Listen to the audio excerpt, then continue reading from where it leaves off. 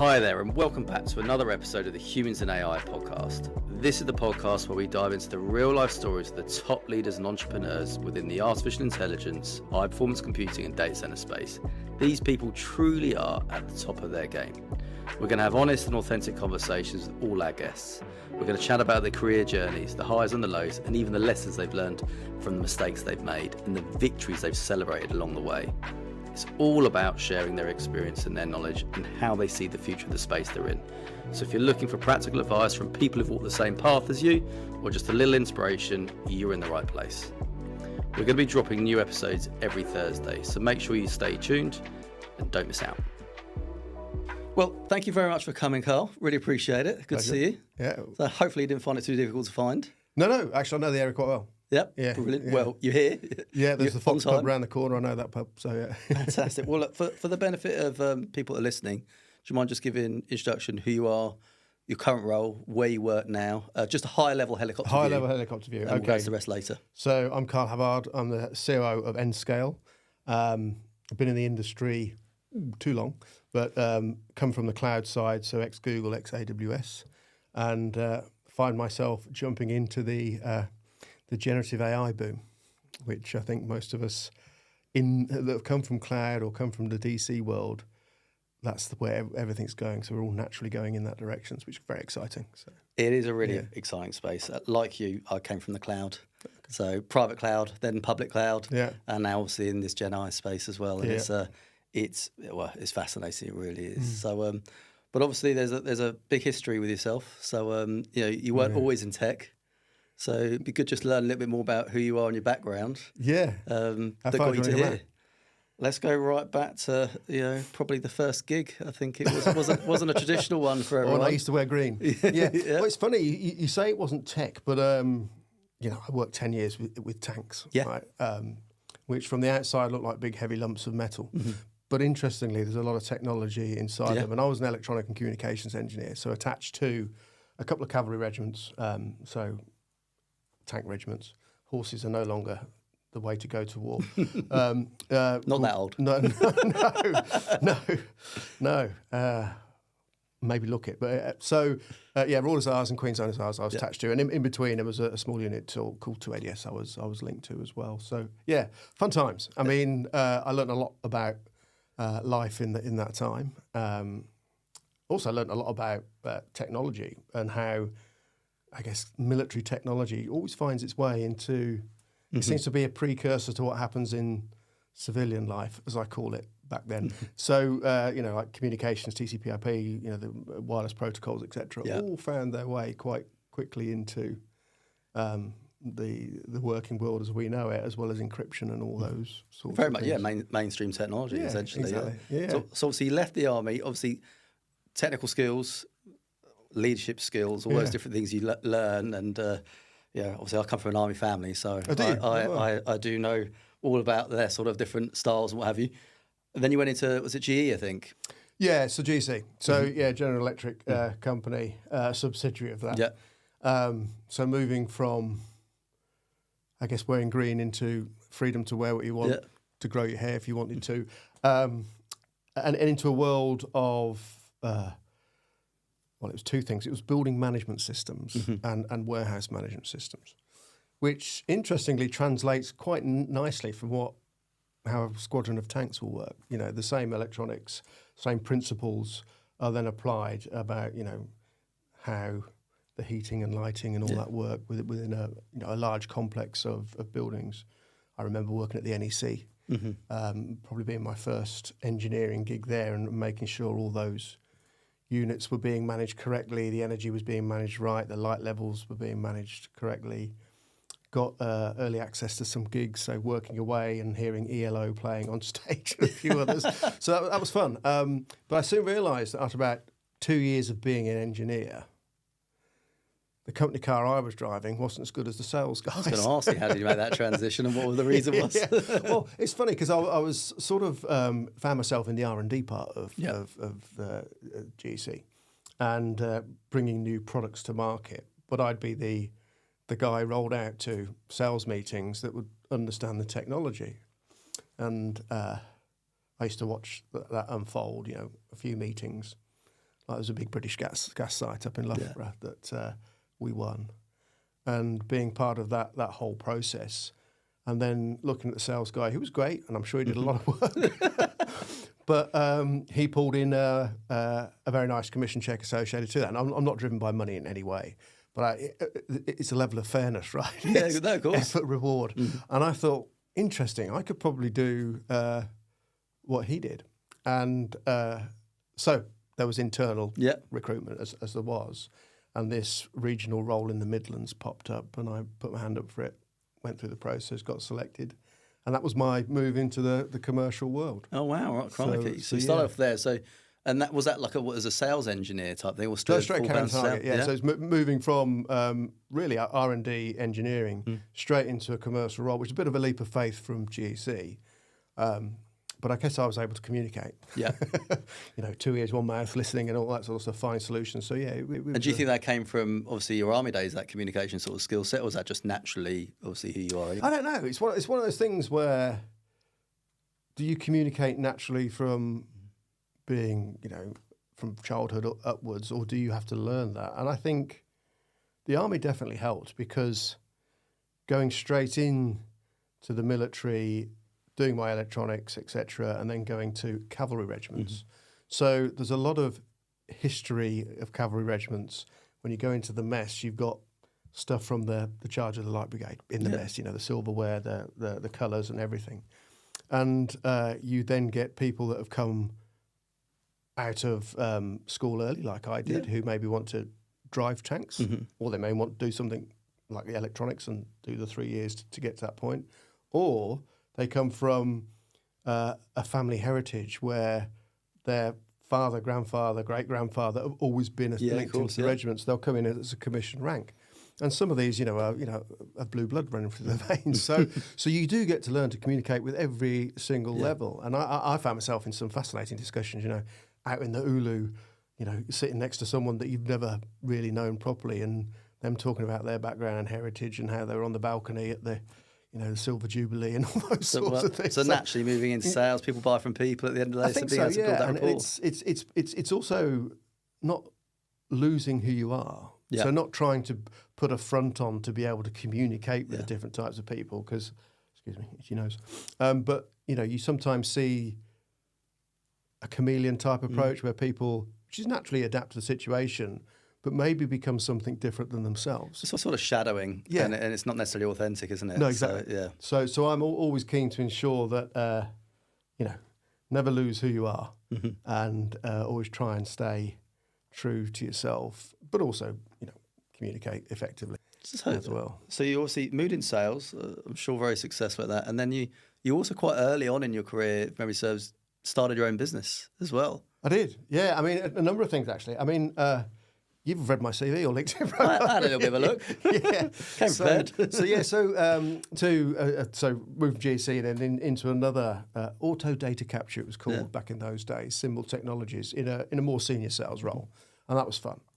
And this was late 90s, and I was fortunate enough to get exposed to Amazon in the UK. They were saying, we want to open up a big warehouse, because they just had a bookstore in Slough. As in 2 or 3 people moving books around from orders that were coming in. And I can recall it, it wasn't a busy place. But they had grand ambitions. And then I went into their head office, sat down with a couple of people, and they had all this press on the wall from people in the US who'd set up Amazon. I know now that was Jeff Bezos, obviously. And thinking, well, this is really, really interesting. They're trying to automate the whole customer experience through the internet. And the company I'm with has a solution which can help them automate some of that process and enhance the customer experience and speed up the whole delivery of order to shipment. And thankfully, we won the deal. So all the DCs across Europe, actually. So it was a nice opportunity to think that, okay, I'm no longer a sales engineer or an engineer. I'm actually a salesperson now. And I was able to see some form of commission from that, which was great. So it then struck me that this internet thing might be doing something quite special. So myself and a couple of others, we decided to set something up in just before year 2000, before Y2K kicked off. And we did. We set it up. And what we did was we went over to the US. We scouted a few up-and-coming web performance technology companies. I remember the names: Keynote, Perivo, Gomez. And struck deals to be their exclusive partners in UK and Europe and bring their technologies in. And it worked. I mean, it was... you might say there was a great strategy behind it, but actually, no, sometimes you have to take a punt. Yeah, of course. And so we did. And so we were able to represent these companies in the US. It was the early days of SaaS, software as a service. We would simulate audiences from all over the globe to various websites and tell them how their website's performing, and then a bit of consultancy to help them improve where they needed to fix things. And we signed up like Barclays Capital, John Lewis, Oh, some big businesses. Back in the day, yeah. And it was a fun time. And then one of the US companies, Gomez, put their hand up and said, right, okay, thanks for setting it up. We'd now like to acquire you. Interesting deal, though, because they said, we're also looking at acquiring one of your partners. And if we do that, you won't have license to sell our software anymore or sell software as a service anymore. That was more of a negotiation tactic, but so they got a good price for it. But that was a real learning experience, and we were able to go from 2 or 3 of us up to a team of about 35, so not massive. Yeah.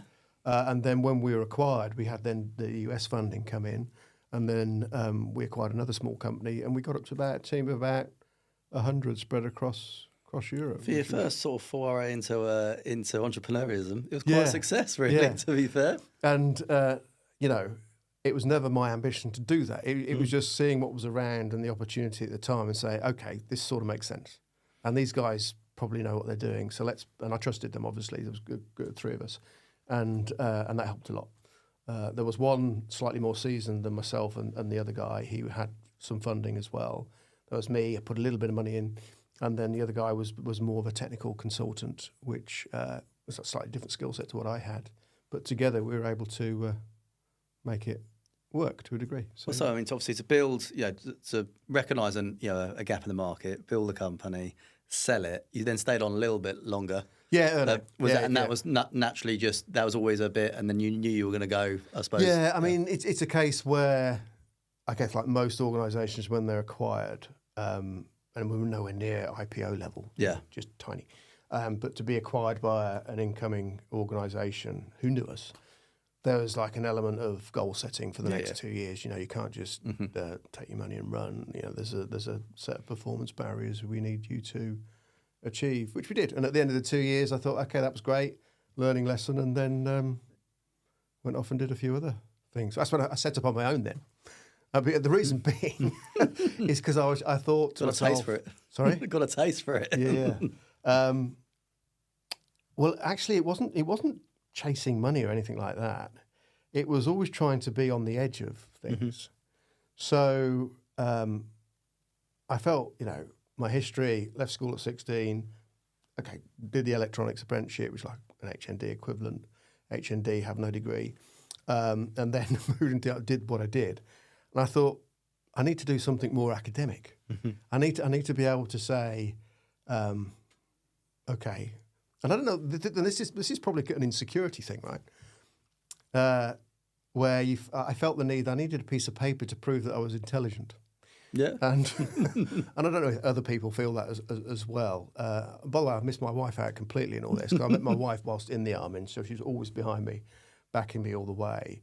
So I took time out to set up this thing called Somatica, which was like a small boutique consultancy, as in me and a few freelancers. But then went to, did some work with eConsultancy, did some courses for them, and then through eConsultancy signed up for the Masters in Digital Marketing, which I completed the first year quite successfully, and then thought, well, what we're learning here is a little bit dated. So maybe some arrogance crept in there. So it was through Manchester Met, which I think he's changed its name now. And so I spoke to them and said, and they said, well, would you be interested in doing some research and moving to a PhD? I said, that'd be interesting. So, and it was the early days of social media. So to then put something together, which I then presented to a supervisory council to say, there's something in this, and how the internet is helping businesses engender trust with consumers in a world which is still very much high street and face to face, but will change. What are the dynamics at play in order to be successful at that? So I got into all sorts of research areas of human motivation and how can you build trust online and all the dynamics of that. So I found it very quite fascinating, but I had to can it because I thought, this is good. It's not earning me much money. It's actually costing me. Yeah, that would be the problem. But that was fine. It was no problem. But then I have 4 daughters, as you know, and I had 3 at the time. And then as I got into the second year of the PhD, up popped Tallulah, our number 4. And her middle name's Boo because she was a surprise, all for the right reasons. And it was a case of, right, okay, I need to rein that back in now and maybe get a proper job. So, I don't blame you. 4 kids, not easy. No. So I trudged you with 5. That killed me. Yeah. Well, just all too much. But like you say, a good wife behind you kind of helps, doesn't it? Right. Yeah. So it makes a big difference. Yeah. So you got some token points. I think the fact it's recorded, I'm going to show her. But that's what I said. It. So obviously you did that. You did these courses. A lot of obviously experience and knowledge there.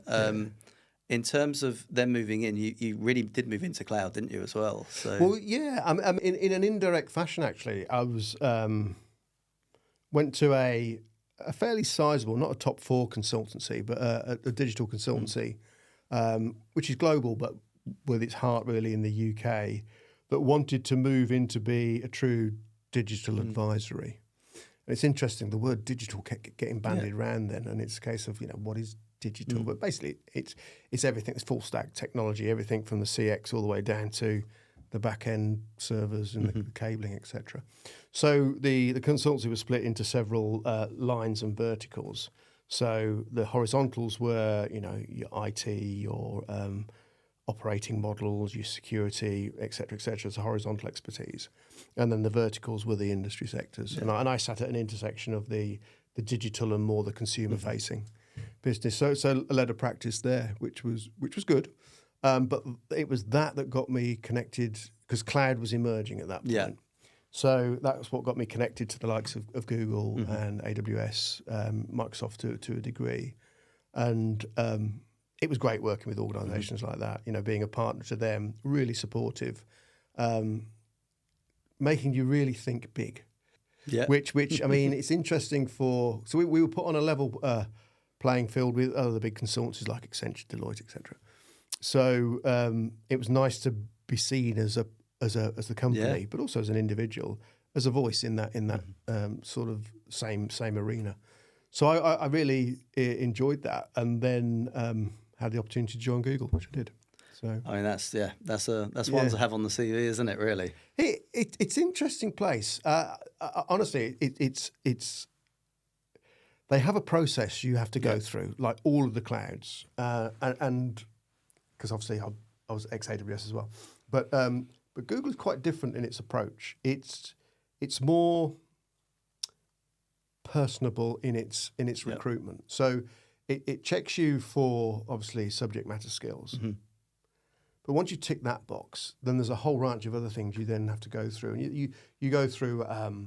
Several interviews, and then you get put forward to a panel, which you're not part of. They just, I don't know if you've seen the film, but a lot of that's quite accurate. The internship. Oh yeah, no, I've seen it. Yeah. So some of those. Vince Vaughn, I think. Sorry, Vince Vaughn and Owen Wilson, I think. Yeah, it could be. Yeah. And so there's some processes that they share there, which are quite. So you do get your hat with your spinning noogler thing. But yeah, so after you've proven that you sort of know what you're talking about in the industry, then they will test you from an intellect point of view and give you scenarios about certain situations that you could find yourself in, and what would you do in that situation. So I won't reveal everything, but it's a case of you're just been promoted to CEO of a South African press newspaper. You've got to transform it. What would you do? The brief is slightly wider, but you think, but it's hit. You'll hit it on the spot. Yeah. And I found that fun. I really enjoyed that because you don't know what the answer is, and there probably isn't a right or wrong answer. But yeah, I came up with something, and then after that, you'll then check for googliness. Googliness. Oh, okay. Which is one of those unquantifiable things. Yeah. Very different to AWS, who have the 14. It's an American thing, though, isn't it? 'Cause rack space, your rackers, and then now I didn't realise it was googliness. Yeah, no, I see it. It's googliness, and so you spend time with someone who's been a Googler for over. I think typically they pick people who've been there over 5 years because they want to make sure that the culture and the whole feel of the place isn't compromised in any way, which is a challenge for an organisation growing that fast. I was googly apparently. Then I started in Google UK, and that was a great role. I mean, it was Google Cloud, and so it's early days for Google Cloud. So unlike Google, the search engine, Google Cloud was very much a challenger brand. Yep. But you still had the backing of Google behind you, so you never struggled to get audiences with people. So that was fun. Yeah, that was fun. I enjoyed that. So. And you've worked for the other big hyperscalers also. You worked with AWS. I did, yeah. So again, you're ticking off a few of the big ones. Yeah, so it's interesting. So that process was, I didn't go direct from Google to AWS. Yep. Yeah, I sort of went back to where I came from, to Google, which I always leave on my LinkedIn and on my CV that integrity is important to me. And I felt the integrity was compromised of me being taught to go back. So I leave it out there because you always learn lessons along the way. But from there, then I moved into AWS, and that's a really good professional organisation. And it sort of like struck me back to my days when I sold to Amazon in the UK, and from the early days and seeing how they evolved, to then going into a 20-year-old cloud, well established. And understanding how that business was built. They're a retailer. They were helping organisations sell their products online. They had spare capacity. Let's help others use that capacity and help them bring their businesses to life. So that was really fascinating, working there. Good people, but they have, when I joined 14, I think 16 now, leadership principles, which are all have their merit. So customer obsession, disagree and commit. Have backbone, disagree and commit, dive deep, bias for action, and a few others. Yeah. And they're all purposely designed to pull tension.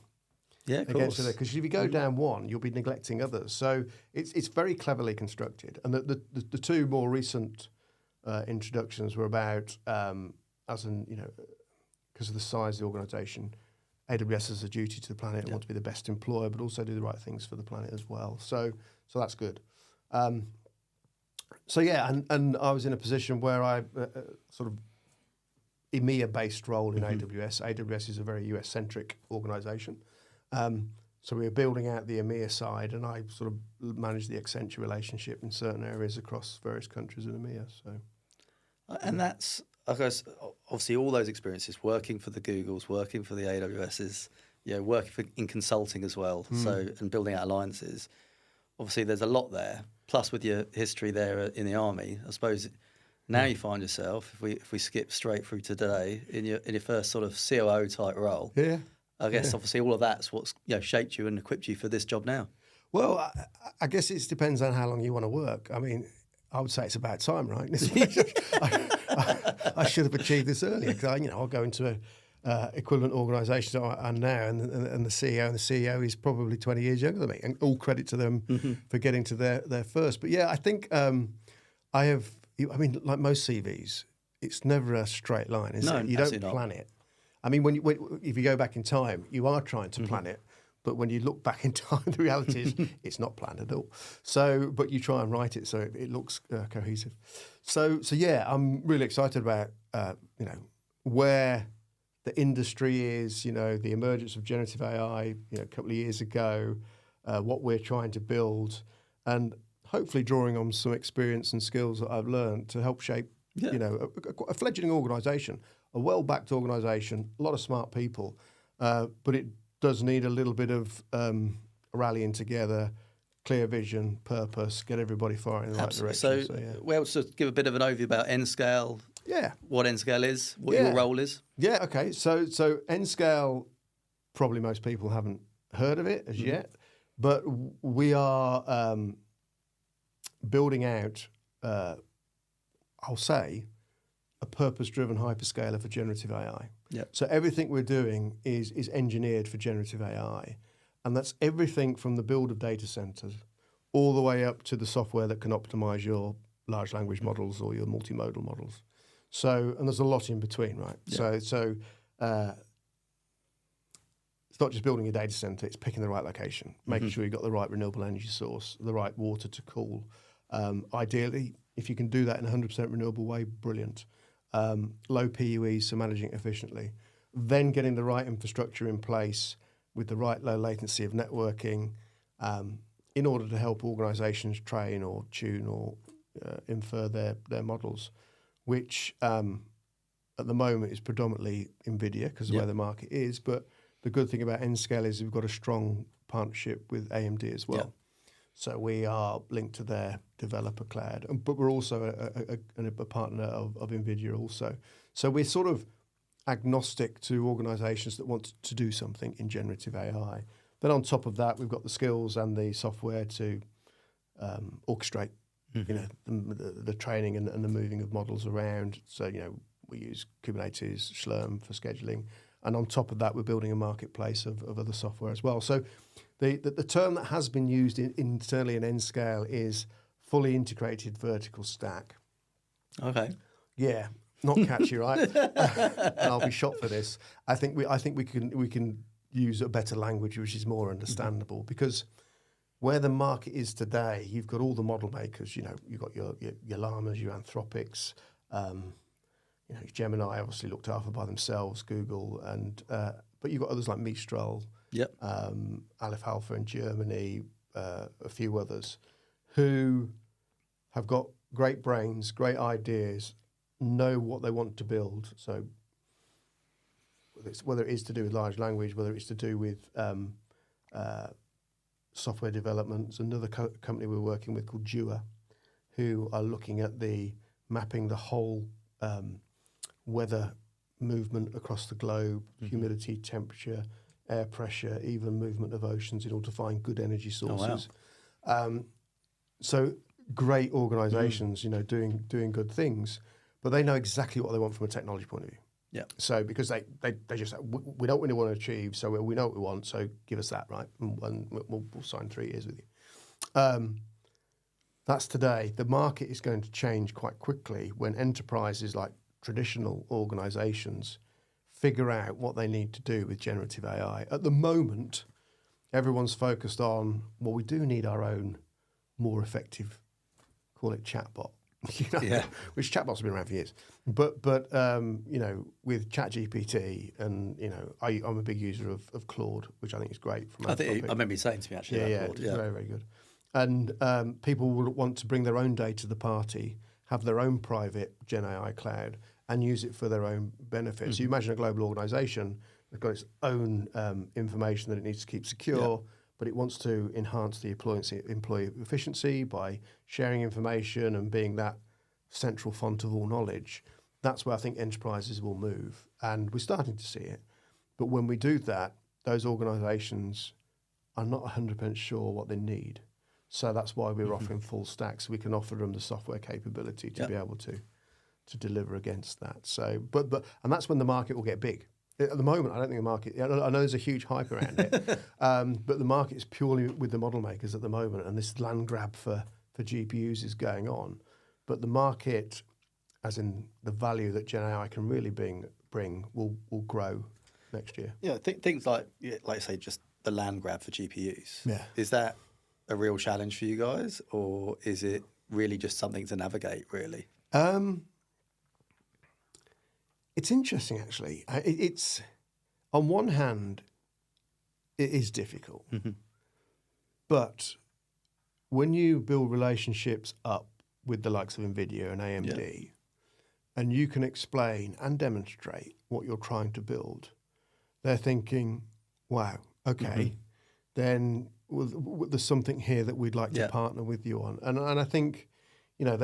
Most of who we would say are our competition, which is the public clouds. That's one thing at Nscale. I'm trying to get everyone to think and behave like a hyperscaler. Yeah. And we will do. there's probably a few others coming out of the US, very little inside of Europe at scale.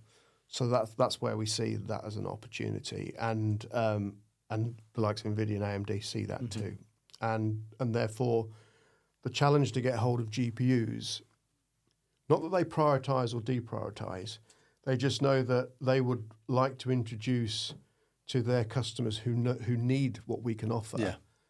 You sort of get a little bit of a support, call it that way, in those situations, and then the supply chain is much better than it was. So it was 6 to 8 months before you got sight of a GPU. It was very difficult. It was, yeah. That's gone away, and the supply chain's eased up now. So the OEMs have now, I think, got most of their systems sorted. But it's complex, right? I mean, it's not just the GPUs or the machines, it's everything that goes with it, the switches, the networking, etc. And if one switch is missing or one cable's too short, then the whole cluster can suffer and you're struggling, etc. Anyway, but that's being addressed and sorted. The challenge is power. So you can get them, but where do you put them? And therefore, I think the beauty of Nscale, certainly inside of Europe and also going to the US soon, is the capacity in data center and power that we have. So we've got access to like over 400 megawatts, which hopefully means something to people watching across Europe, and even almost double that in the US coming on stream. And it's a phased approach to get that scheduled. That was why that word came from. And so we're talking about bringing some data centers online in 2027, but we're bringing it. We can chunk back to 2026, 2025, even this year. But that's massive. Yeah, it's huge. And I think to have 400 available and more coming on in the States, and yet this time last year, probably nobody knew who Nscale was. That's right. If not, some still don't. So, that's incredible. Yeah, exactly. And credit to Josh Payne, one of the founders, and Nathan Townsend as well. Yeah. They have got a great vision, and they've pulled together, I think, a very strong group of people to be able to deliver this. And the aim is to have over 1 gigawatt of power by the end of 2025.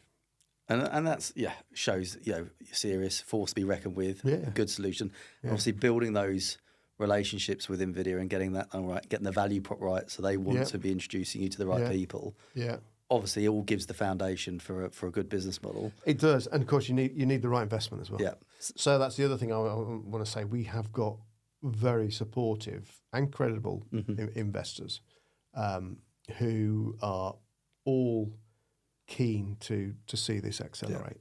Yeah. So it's a big thing. I mean, we've all seen that businesses try to get off the ground. Yeah.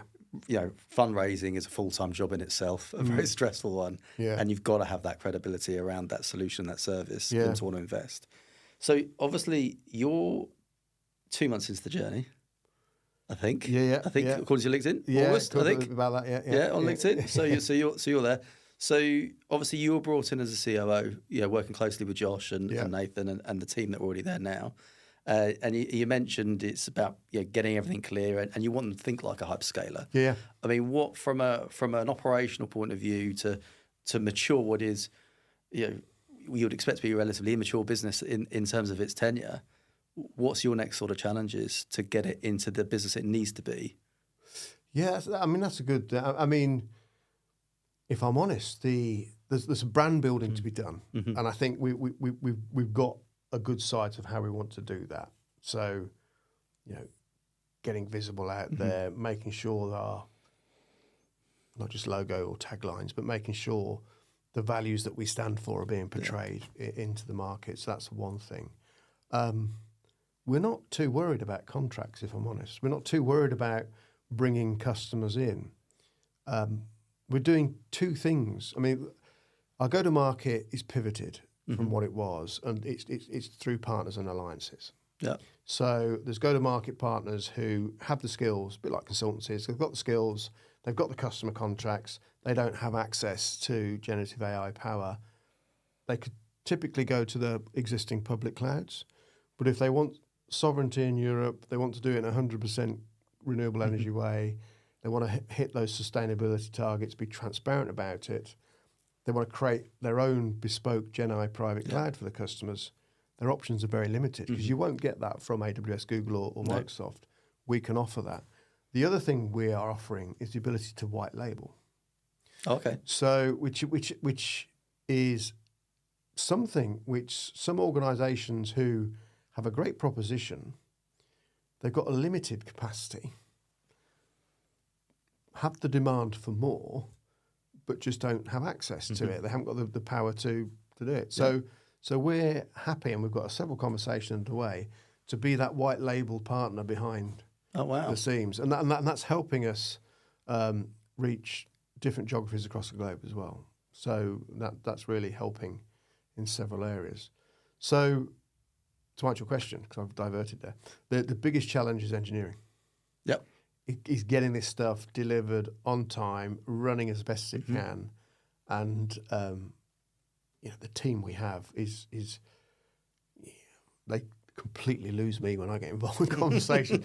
I know the depth that I can go to; it's not too deep, but those guys really, really understand. There's some brains in there for sure. I mean, there's a guy called Elio here. He if you talk about a GPU and you see the benchmarks and whatever published by the manufacturers, he and his team will get 40% better performance out of that just by tweaking a bunch of things, which is why AMD like us, because they know we can help customers get more out of their accelerators, as they're called. So that's at the infrastructure level. Then we've got Dave Power and his team at the software stack level and the orchestration, really doing clever things there, and then opening up a marketplace to allow those software providers that require the infrastructure, etc., in order to build their business, to come to our marketplace and do that. So you can see straight away that is, I think, going to market and showing ourselves as a hyperscaler.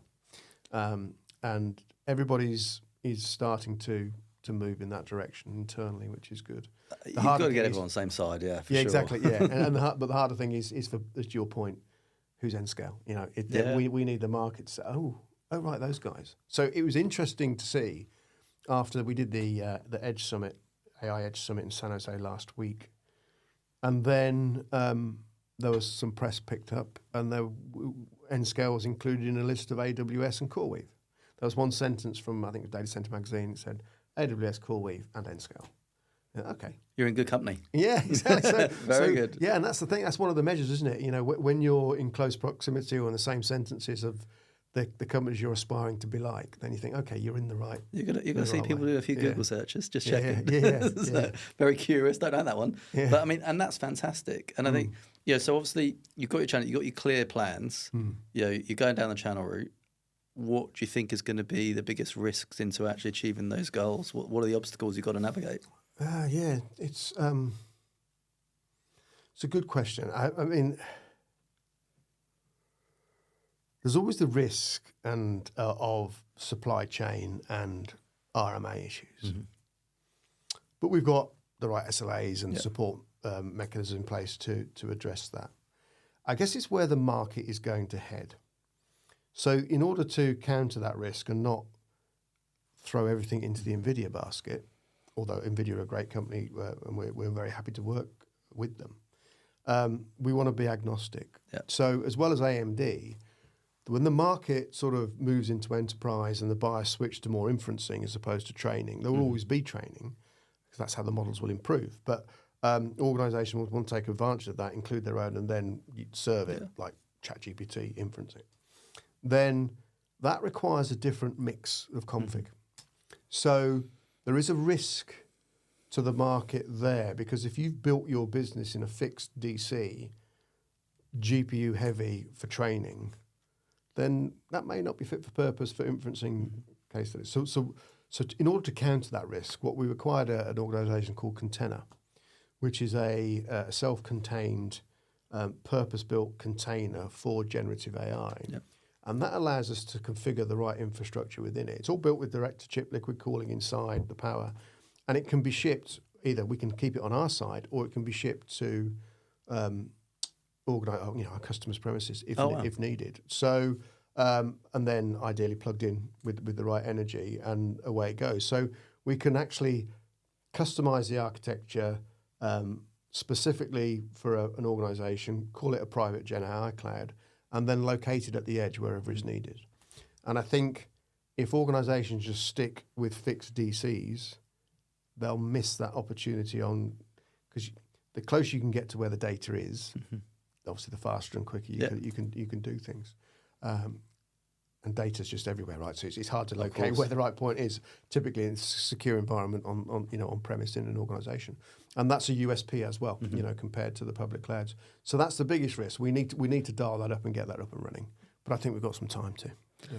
And in terms of obviously building out the business as a COO, so yeah, you've got lots of different teams. You've got some different technical teams, different commercial teams. Yeah.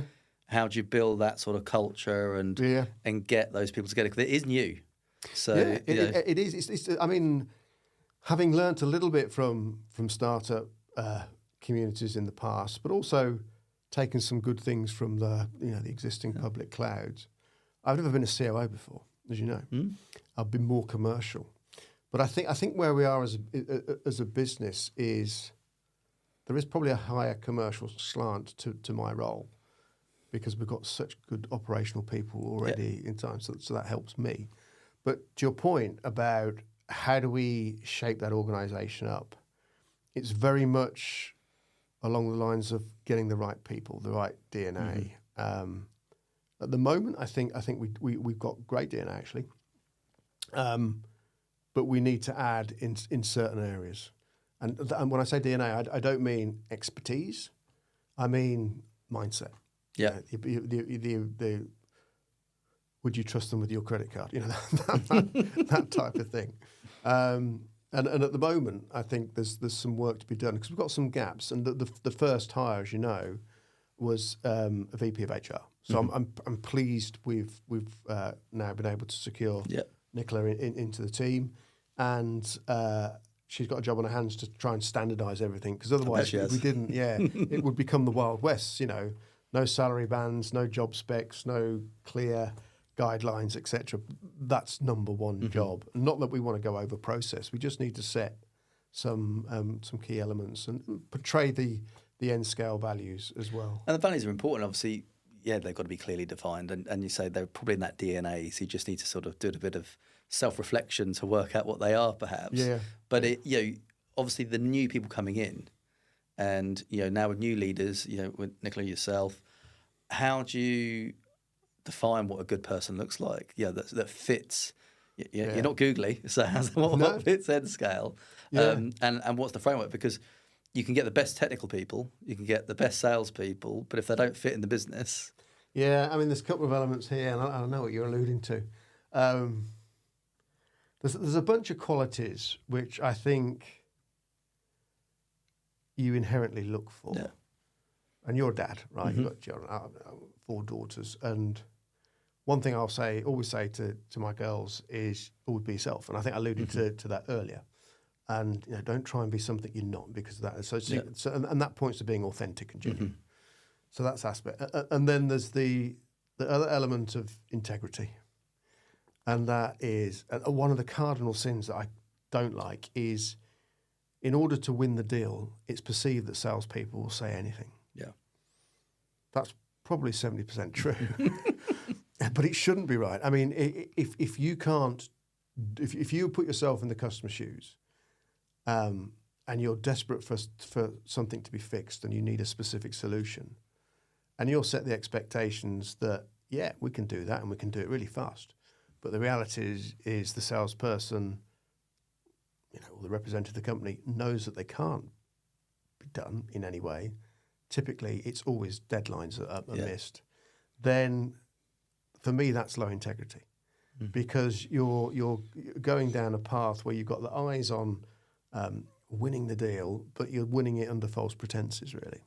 So I'm a big believer that if you can't do it in the right time frame, then you should say that and give the reasons why you can't do that, but ideally work out a path of how that can be overcome.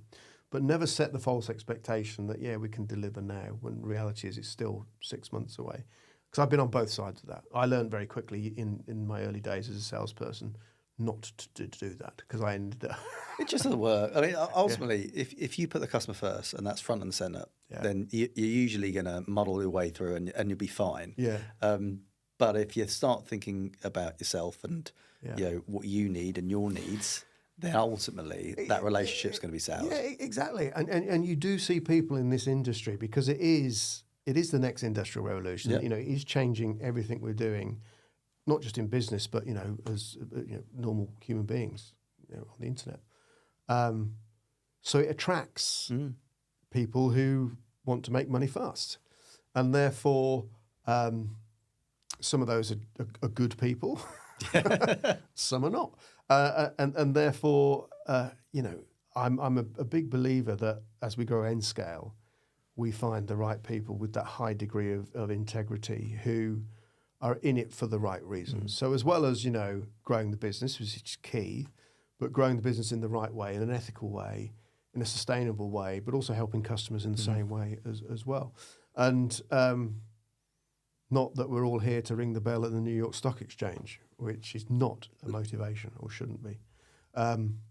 So back to the qualities. So integrity then leads to trust, right? Yeah. So,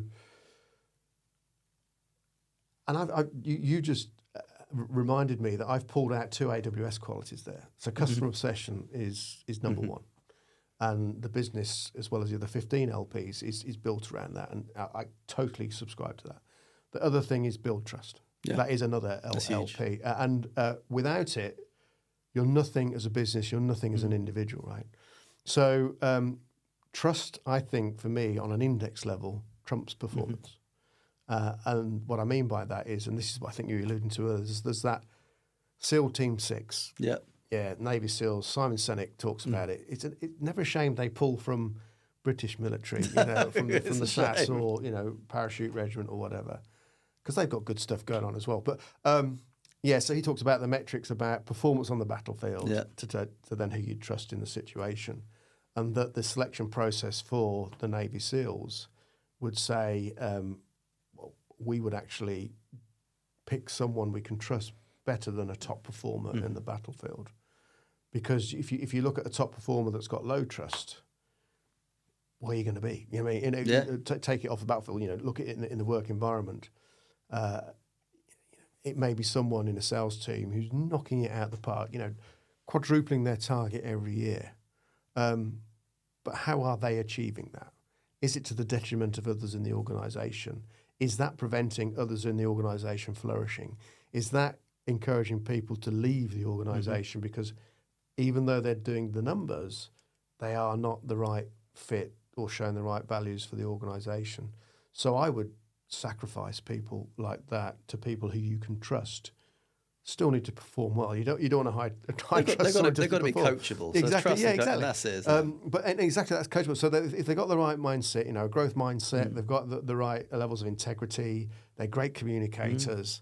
They've got an appetite and a passion to succeed. Their values align to what the business is trying to do, but they're not quite there on performance. Much rather have someone like that, because as you said, performance can be coached.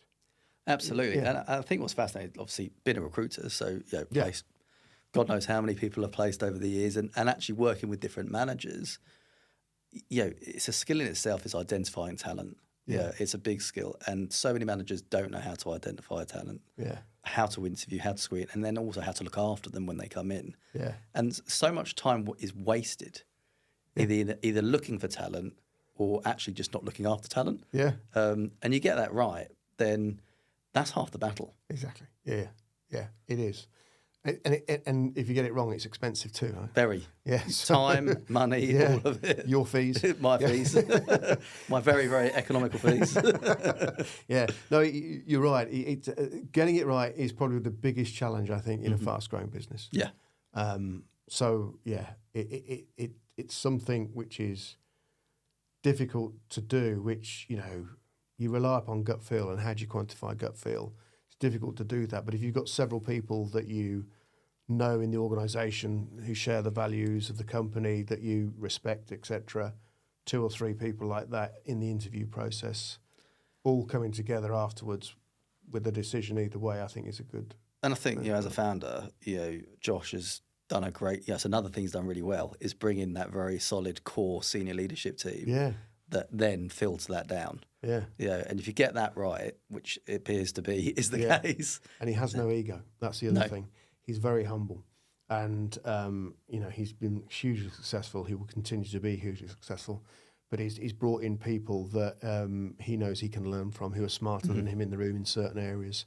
No one's as smart as him in other areas when he talks to investors. But yeah, I mean, having that, well, he said Nscale, not that I'd put that out there on our values, but they have a no dickhead policy, like the New Zealand All Blacks. And however you quantify that, it says what it is, right? And having that at the back of your mind, not that it's politically correct to say that, it's a good benchmark to have, and he's done that. Maybe I slipped through the net there, but maybe he's done that, and that, and any organisation really reflects who's at the top down, isn't it? People tend to hire in reflection of themselves, and I try not to do that from a bias point of view, but it tends to be a natural thing, and therefore you get a lot of like-minded people together. So if the person at the top's good, then the rest of the organisation should follow. Yeah. And that is fascinating how you've got that going already so early, because it often takes companies and startups quite a while to sort of find that. And I think you've got it right now. You've got some great talent. Obviously, it's not going to be easy. No, it's never smooth. Yeah. But in terms of obviously, getting clear what the pitch is, getting the relationships going, getting the talent in, building that culture. I mean, I suppose the other thing is you're largely a remote business as well. At the moment, we are. Yeah. I mean, and we're spread across the globe, right? So I mean, where there are people resident on sites, where the DCs are. Yeah. So Norway, Scandinavia, and more coming on stream. But in London, we've got a WeWork open office membership. So there's probably about 30 of us based around the UK, which will congregate and then Belgium as well, I think, and some in the Netherlands. That's right. And it's all, it's, I mean, it's great, but it's getting them all together and it's building that team, isn't it? So to that point, that's one thing I did recognise. So we had the first proper all hands really at the end of August, and I was able to say hi, but also we did that virtually. But the end of September, we're doing one in London, so we booked out half a day, drinks, etc. Because people being spread over different places, they know their world, they don't know the world, whatever. What is the vision? They could quite justifiably ask, so what are we doing then? And so we need to be able to create a forum where we can do that. And I guess it's another thing I learned from Google. Every Friday they have TGIF, so thank God it's Friday. And if you're based in Mountain View in the campus there, you all rock up to one of the amphitheatres there, and you got Sundar Pichai. You used to have Sergey Brin in the room, a few others, and they would give you an update on the week, and there'd be a microphone in the middle. Oh, wow. And anybody in Google could walk up to that microphone and ask a question. And they, that's incredible. It's right for an organisation that size, right? And also they had what's called a Dory online, so you could then submit a question that way, and then the audience would vote it up or vote it down, and the top ones would go through. So, and that's actually how some of the Google contracts that were going to go to defence were, stopped from happening, because it was raised in forums such as that, because the Googlers at the time didn't want to be seen working on that sort of thing. So as part of our all hands, the first one in face-to-face in September, we've created the Dory as well. We won't have a microphone in the middle, but not enough people for that. But we have the idea of a top three. We're going to recognise performance as well, so Nscaler of the month, etc., nominated by everyone in the organisation. And then it's split. It's 90 minutes max, so no injury time. Yeah. Of course, I introduced Jamie Vardy as the opening slide. But the aim is that Josh, I introduce it. Josh does the view from the CEO. Then Ron, our CFO, gives the view from his point of view. Talk about where our investment contracts coming in, And then we've got, an update in the various areas of the company, and then the Q&A at the end. And then that's really important. So it is. Yeah, particularly startups. And to keep it going. Same format and keep it going. If we don't do that, then people won't know who they are, who they're working for, all those sorts of things. So. No, indeed, fantastic. So, so the future then for Nscale. So obviously you've pivoted your strategy a little bit, going down some of the partnerships and white labeling services. You've just talked about capacity in Europe and then the future capacity in America.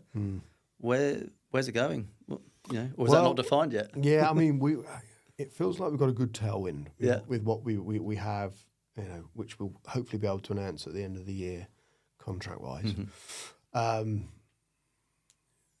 Those will accelerate our scale. Depend on how many series of investment we'll have. Series A is just closing. Already talking about Series B. I would give us 2 years, and then I would say we have achieved what we set out to achieve, as in to be the hyperscaler purposely engineered for AI. And I think we may be an attractive proposition. Yeah. So certainly to organisations that don't have a footprint inside of Europe. Whether we IPO or not, I don't know. It's probably, more of a question for Josh. But I think we could build a really strong, solid business that could keep going as it is, for some time. So, if for me, a few years left in the working world, give it 5. I'd like to think within that time we have made a name for ourselves. Yeah. We've been recognised as an employer that has built strong relationships with employees in the marketplace. We've helped them move along their career as well, but also we're recognised by our partners as they're a great business to work with. And then if we get acquired or an event occurs, it would be nice to get to that point as well, help with retirement and things such as that. And that's and obviously that may well be the plan, for a big event like that. And often for startups, scale-ups, that's all. It's always on their mind or agenda at some point, whether it's 2 or 5 years. Yeah. For organisations that maybe a little bit further behind what Nscale have done already, so quickly. Yeah. And I appreciate you've only been there a sort of short period of time, but obviously you've built businesses, you've sold businesses, you've worked in the larger cloud providers. What would you sort of give them sort of advice for? Because it's a lonely place. As a CEO or a founder or a CRO. Yeah. What sort of advice would you give them to make sure that they keep that sort of journey on that trajectory? There's probably 3 things. Belief. Yeah. Yeah. Because you may be the only person in the room that actually believes. But if you truly believe in what you're trying to achieve, then stay true to yourself. Yeah. Because of it. The second thing would be don't focus on the end game. If you focus on the number or the exit, you're not going to achieve that in any way. It's like a sales target. If you focus on the sales target, you're not going to hit it. You've got to focus on how you can help customers along the way achieve what they want to achieve, and then it will look like after itself. Same thing for any startup organisation. It started for a reason. It's filling a gap in the market, and therefore be the best you can at that. And if you can do that, then it will look after itself. And then the third thing is back to DNA. Be absolutely meticulous about who you hire. And if the hiring process takes, sometimes straight away, that's the person that needs to come and join us. Sometimes you're in 2 minds. And if you can't quantify the reason for it, having met them a few times, don't hire. Yeah, listen to your gut. Yeah, exactly. Don't force into it. Because I was always told a long time ago that if you read a CV and you're not sure, do the interview.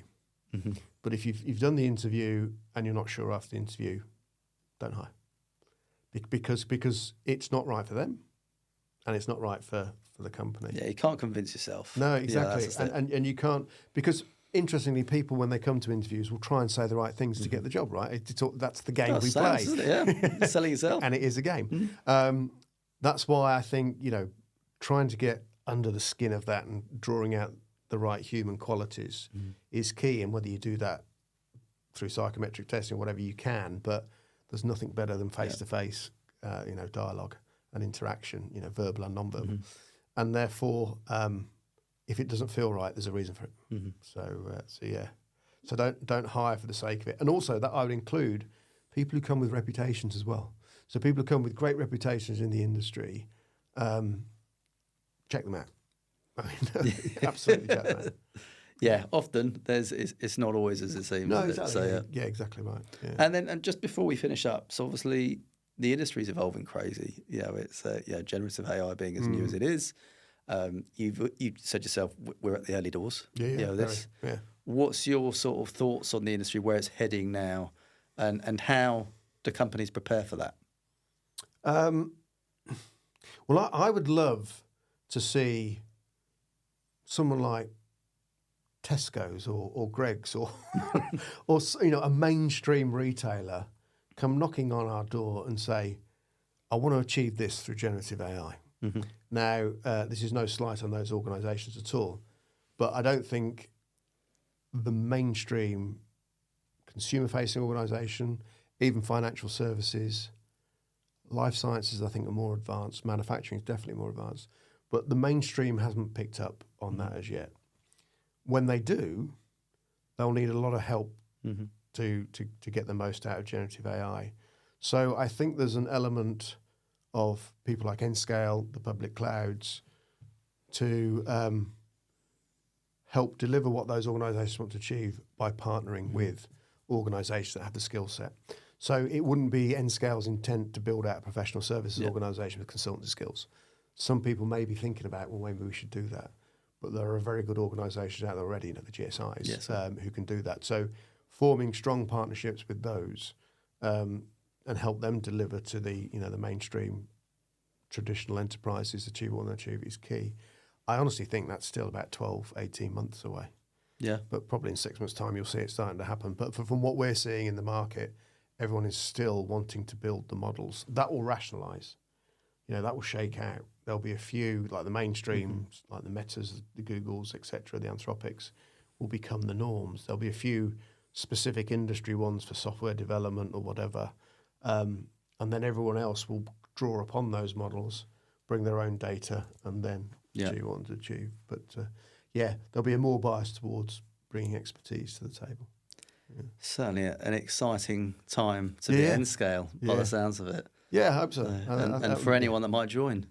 Exactly. Yeah. And we are sort of once we've done our rationalisation internally, we'll be on a big push then. So, well, you know who to call, obviously. Exactly, of course. Already talking to you. Indeed. But look, I mean, it's really exciting. Maybe have to get Josh on here at some point, but I know it's quite private. So we'll see. Well, yeah. I'll chat to him. Talk about some of the challenges that he's facing. But, I mean, it's fantastic what he's done and what you guys are doing with him. It really is. And I can't wait to keep watching it, to be fair. Yeah. So it's been really good. But thank you very much for joining. Cheers. Really appreciate it. Yeah, thank you. Cheers. I hope you all enjoyed today's conversation. Karl shared great insight into his journey from engineering to sales, his entrepreneurial ventures, and what it's been like working with giants like Google and AWS. Next week, I've got a fantastic conversation lined up with Nigel Cannings, the CEO and co-founder of Intelligent Voice. He'll be sharing his unique path from law to tech, one you're not going to want to miss. Subscribe wherever you get your podcasts, and don't forget to follow Asobi on LinkedIn so you don't miss a thing. Until next week.